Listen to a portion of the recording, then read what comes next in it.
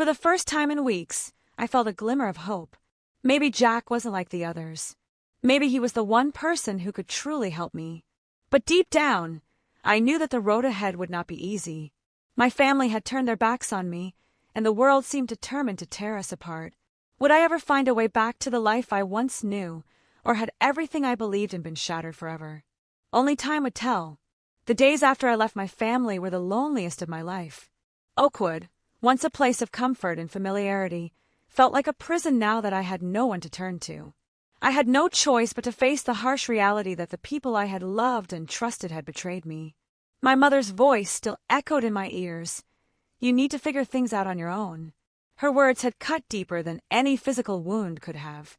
I moved into a small, one-bedroom apartment on the edge of town, just a few blocks away from where I used to live with my parents. It was a quiet place, but it felt like a constant reminder of everything I had lost. The rent was cheap, but the apartment was far from cozy. The walls were thin, and the furniture was barely enough to make it feel like home. I spent most of my days curled up on the couch, staring out the window, lost in thought. I had tried to stay busy, but it wasn't easy. The gossip from Oakwood seemed to follow me everywhere. People would stop me on the street, giving me pitying glances or whispering behind my back. It felt like I was invisible, like I had become nothing more than the subject of some local drama. I hated it, hated the way people looked at me, as if I were some kind of scandalous story waiting to be judged. But what stung the most wasn't the gossip, or the whispers, or the judgment. It was the fact that my family, my own flesh and blood, had abandoned me. I couldn't understand it. My mother and father, who had always been there for me, who had always told me that no matter what happened, they would love and support me, had kicked me out without a second thought. I couldn't figure out what had changed.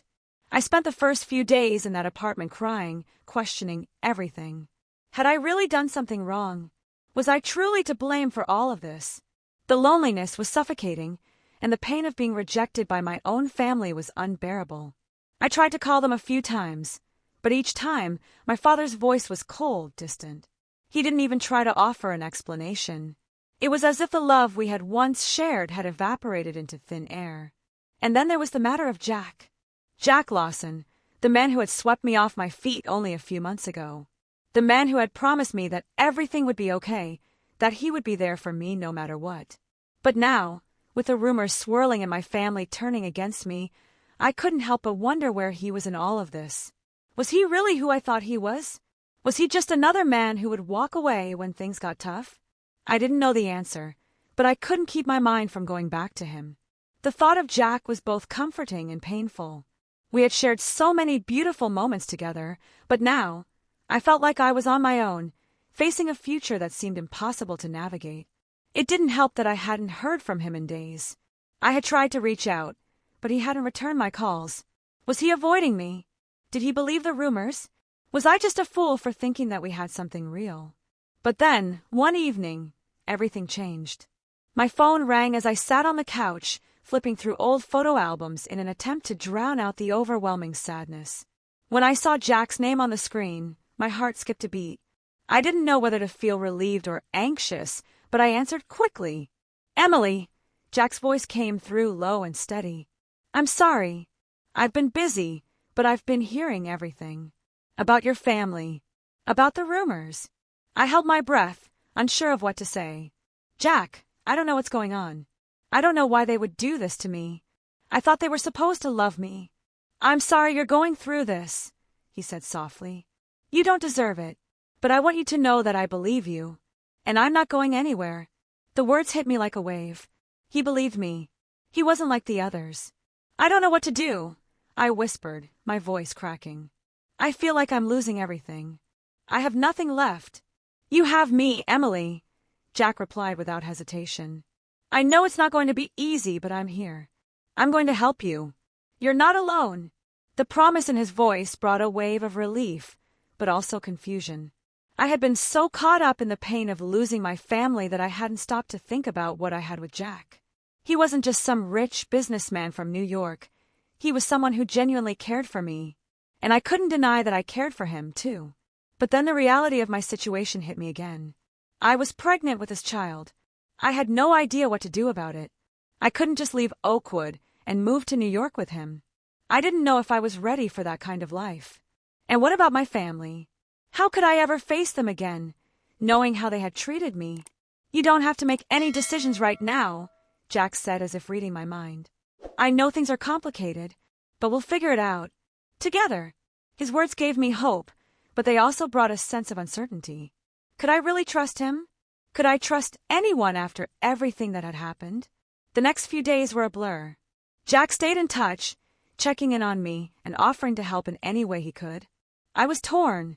Part of me wanted to run to him, to let him take me away from all of this pain and confusion. But another part of me was terrified.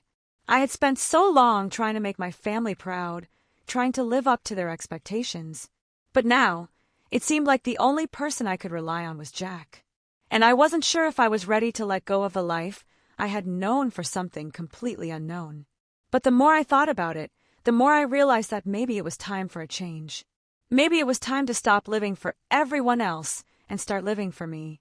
I didn't know what the future held, but I knew one thing: I wasn't going to face it alone. The days after my conversation with Jack were both surreal and comforting. As I sat in the dimly lit apartment, the world outside seemed distant, as if I was in my own little bubble. My thoughts were tangled, but there was one thing I knew for sure: Jack wasn't like everyone else. He had stood by me when no one else would. I just didn't know what to do with that. The constant rumors about my pregnancy and Jack's alleged abandonment were still haunting me. Every time I stepped out of my apartment, I could feel the weight of the whispers and the judging eyes. I hated how they made me feel. It was as though my life had turned into a scandal. The small town of Oakwood, with its white picket fences and quiet streets, suddenly felt suffocating. I had grown up in this town, surrounded by familiar faces and friends who had known me since childhood. But now, it felt like I was invisible, like everyone was watching me but pretending I wasn't there. I couldn't help but remember the way my family had treated me. My mother, the one person who had always been my rock, had cast me aside without a second thought. My father, usually so strong and dependable, had stayed silent. It was as though they had believed the lies, and in doing so, they had turned their backs on me. The emptiness I felt from their rejection gnawed at me every single day. I wanted to reach out, to have them understand that everything they had heard was nothing but gossip and rumors, but it seemed pointless. My parents had made up their minds. They had chosen to believe the worst of me, and no matter what I did, nothing would change that. I had thought about going back to them, begging for forgiveness, but a part of me couldn't bring myself to do it. It wasn't just about pride. It was about dignity. They had abandoned me when I needed them the most. I wasn't going to chase after their approval anymore. I had to move forward, no matter how painful it was. Jack, however, had made it clear that he was there for me. His words echoed in my mind constantly: "I'm not going anywhere." It was a promise, one that had given me hope when I thought I had nothing left. And while I wasn't ready to leave Oakwood yet, I began to realize that maybe it wasn't about running away. It was about finding a way to stand on my own, with or without my family's support. A few days after our conversation, Jack called again, his voice smooth and reassuring. "Emily, I've been thinking. I know this situation isn't ideal, but I want to make things right. I don't want you to feel alone in this. I'm coming to Oakwood. We need to talk." My heart skipped a beat. The idea of him coming to Oakwood was both thrilling and terrifying. On one hand, I wanted to see him, to hold on to the one person who seemed to care. On the other hand, I feared what it would mean. Would the town gossip even more? Would they make things worse? The thought of Jack being dragged into the drama made me feel sick. Still, I agreed. I didn't know what else to do. I was lost in a sea of uncertainty, and the only lifeline I had was him. A week later, Jack arrived in Oakwood. I met him at the local diner, the place where I had spent so many afternoons with my friends, sipping coffee and talking about life. Now, it felt like a battleground. The same waitresses who had once smiled at me now eyed me with a mix of curiosity and judgment. They had heard the rumors too. When Jack walked in, all eyes turned toward him. He stood out like a beacon in this quiet, sleepy town.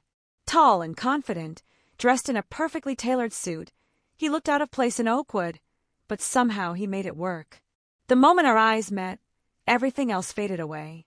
It was like we were in our own world, and the rest of Oakwood didn't exist. Jack sat down across from me, his face softening as he looked at me. "How are you holding up?" he asked, his voice gentle.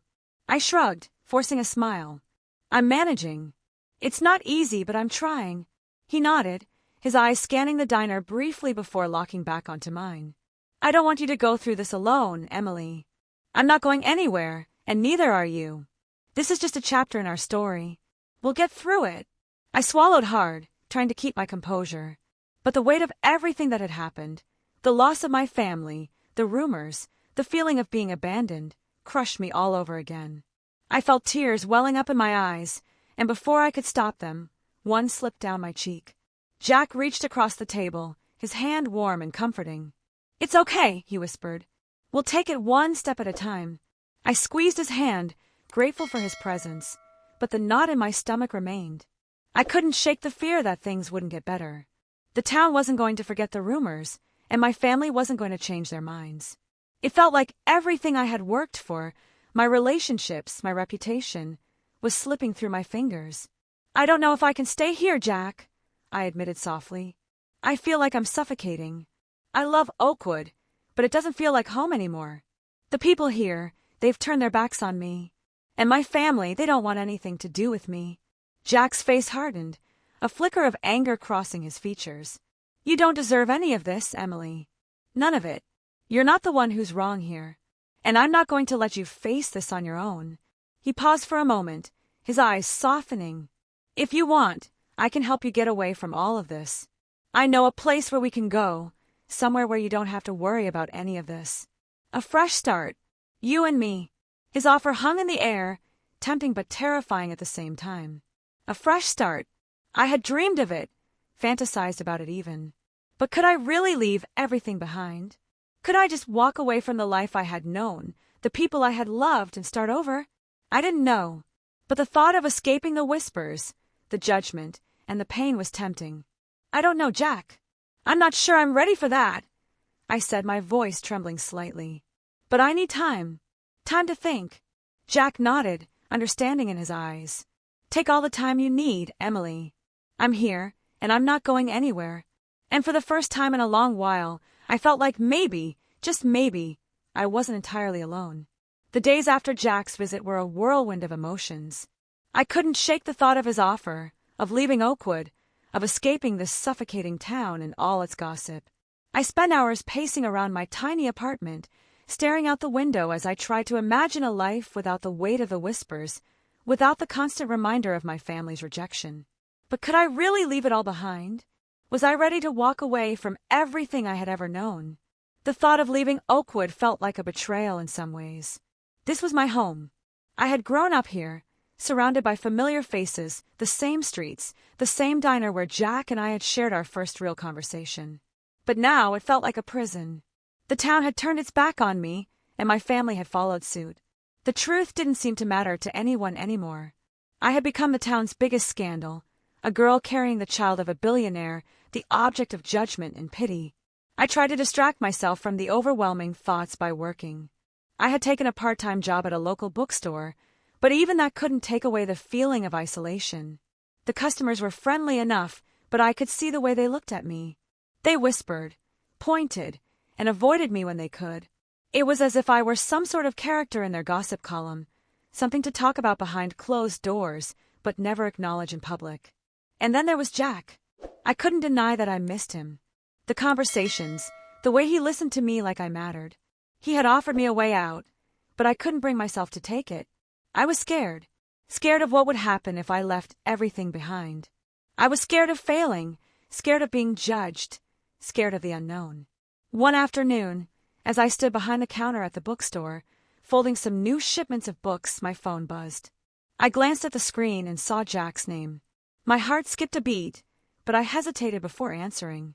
I had been avoiding him a bit lately, unsure of what I wanted. What could I possibly say to him? I took a deep breath and answered. "Hey, Jack." "Emily, I need to talk to you," he said, his voice urgent. "I've been thinking about you nonstop, and I don't want you to feel like you have to do this on your own. I'm coming back to Oakwood. We need to figure this out." I froze, my mind racing. "Jack, you don't have to come back here. You've already done so much for me." Emily, I'm not going to leave you hanging, he interrupted gently. I've been making arrangements. I want to help you, and I want you to come with me. We'll figure everything out. But I need to see you. In person. Will you meet me tonight? I felt a flutter in my chest. Part of me wanted to say yes immediately. Part of me wanted to run to him and leave Oakwood behind for good. But the doubts crept in again. What if this was just a temporary solution? What if I couldn't handle the changes? But Jack wasn't asking for a quick fix. He was offering a chance for something more, something real. Something I hadn't had in so long. Okay, I said quietly. I'll meet you. We agreed to meet at the same diner where we had first sat down together. It felt like a lifetime ago. The anticipation felt almost unbearable. I had been living in a fog, drifting through each day in a haze of confusion and pain. But tonight, I was about to make a decision that would change everything. When I arrived at the diner that evening, Jack was already there. He sat at a booth near the window, his broad shoulders and sharp suit unmistakable. The moment I walked in, he stood up and smiled. The warmth in his gaze was a comfort, but it also made me nervous. I wasn't ready to face everything I was feeling, but I knew this was the right thing to do. I slid into the booth across from him, my heart pounding. Hey, I said softly, my voice shaky. Hey, Jack said, his eyes searching mine. I'm glad you're here. I couldn't help but smile, but it was tinged with uncertainty. I don't know what to say, Jack. Everything's been so overwhelming. My family, the town. I just don't know if I can leave it all behind. I know it's not easy, Jack said, leaning forward slightly. But you don't have to face this alone. We can figure this out together. I want to help you. I looked down at my hands, trying to steady my breathing. It's not just about leaving Oakwood, I said quietly. It's about everything. My family, my life here. It feels like I've lost everything. Jack reached across the table and took my hand, his touch warm and reassuring. You haven't lost everything, Emily. You still have me. And you still have yourself. And that's all that matters. I felt tears sting my eyes, but I quickly blinked them away. I didn't want to cry, not here, not now. But Jack's words hit me in a way I hadn't expected. He was right.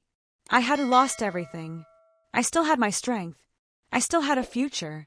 I'm scared, Jack, I admitted, my voice barely above a whisper. Scared of failing, scared of not being enough. He smiled softly. You don't have to be perfect, Emily. No one is. But I believe in you. And I believe in us. I swallowed hard, feeling a wave of emotion crash over me. For the first time in weeks, I felt like I had a chance at something better. The pain, the fear, the loneliness, it was all still there, but now, I had someone who was willing to face it with me. I don't know what the future holds, I said, my voice trembling. But I want to try. I want to try with you. Jack's expression softened, and he gave my hand a gentle squeeze. That's all I need to hear. We sat there for a while, not speaking, just holding on to each other's presence. The world outside the diner seemed distant, like it didn't matter anymore. For the first time in a long time, I felt like I had a purpose, like I wasn't alone in the world. Later that evening, as we walked outside into the crisp night air, Jack took my hand again. I've been making plans. I want you to come with me, Emily. We can go somewhere new, start fresh. Together. The weight of his words hung in the air, heavy with promise and uncertainty. I still didn't have all the answers. I still didn't know what was going to happen. But in that moment, I knew I was ready to take the first step. I was ready to face the unknown, with Jack by my side. Months passed since that night in the diner. Jack and I had created a life together, a life I never could have imagined. We moved to a beautiful apartment in New York City, far away from the small town of Oakwood, where rumors and judgments still lingered like a cloud. But in the city I was free. I didn't have to hide or feel like I was constantly being watched. Every day felt like a new beginning, and for the first time in my life, I could breathe. The pregnancy wasn't easy, but Jack was there every step of the way. His patience, his kindness, his unwavering support, it all felt surreal. I had never experienced anything like it before. My family still refused to speak to me, still believed the lies they had been told. But for once, I stopped caring. I was creating my own family now, one built on truth and love. And Jack had given me everything I never thought I deserved. The day we found out we were having a baby boy, I couldn't stop smiling. Jack was over the moon, his excitement infectious. We spent hours picking out names, decorating the nursery, and talking about the future. The pain of my past life slowly faded, replaced by this new, beautiful chapter. But life had a funny way of throwing curveballs. Just as I was getting comfortable with my new reality, a call came that shook everything. It was from a lawyer, someone I had never heard of before. My heart pounded as I listened to the voice on the other end of the line. It turned out that my family had hired a private investigator and had gathered enough evidence to contest my pregnancy, my right to raise my child. I felt the ground beneath me shift, like everything I had worked so hard to build was crumbling away. Jack could see the panic in my eyes the moment I hung up the phone. He didn't even need to ask what was wrong. He already knew. He pulled me into his arms, holding me tightly. "We'll fight this, Emily. We'll do whatever it takes." I wanted to believe him, but the weight of my family's betrayal was heavy. How could they do this to me? After everything, after the lies, after the rejection, why now? What did they want from me? As the legal battle dragged on, I started to lose hope. The papers, the meetings, the endless court hearings, it all felt so far from what I had imagined my life would be like. I had expected peace, a fresh start. Instead, I was fighting for my own right to be a mother, for the right to keep my son. But Jack was relentless. He didn't let me give up. He hired the best legal team, worked tirelessly behind the scenes, and supported me every moment. Slowly, we began to see the tide shift. The more the truth came out about what had happened, about the lies my family had spread, the clearer it became that they had no case. They had tried to manipulate the situation, tried to control me in ways I hadn't even realized at the time. But in the end, the truth was on my side. The day the judge ruled in my favor, I couldn't stop crying. It was over. My son, my family, Jack, we were all going to be okay. As the gavel slammed down, signaling the end of the case, I looked over at Jack. His eyes were filled with pride and love, but also relief. We had done it. We had won. It wasn't just a victory in the courtroom. It was a victory over the past. Over the lies. Over the rejection. Over everything that had tried to break me. I realized in that moment that I had fought for something more than just my son. I had fought for myself. For my right to live authentically, to love freely, and to be the person I was always meant to be. That evening, as we sat on the balcony of our apartment, overlooking the twinkling lights of the city, Jack turned to me, his voice soft but sure. "I knew you were stronger than you thought, Emily. You proved it today." I smiled, feeling the weight of the journey finally lift. "I couldn't have done it without you," I whispered. "Thank you for never giving up on me." Jack took my hand in his, squeezing it gently. "You never had to do this alone, Emily. I promised you that." Looking out at the city, at the life we had built, I felt peace for the first time in so long. It hadn't been easy, not by a long shot. But now, I could see that all the struggles, all the heartache, had led me to this moment. I was no longer the girl who had been rejected by her family, the girl who had been cast aside. I was a woman, a mother, with a future full of love, hope, and endless possibilities. And as I placed my hand over my growing belly, I knew one thing for certain. No matter what the world threw at us, we would face it together. Jack, our son, and me. We were a family, and nothing could ever change that.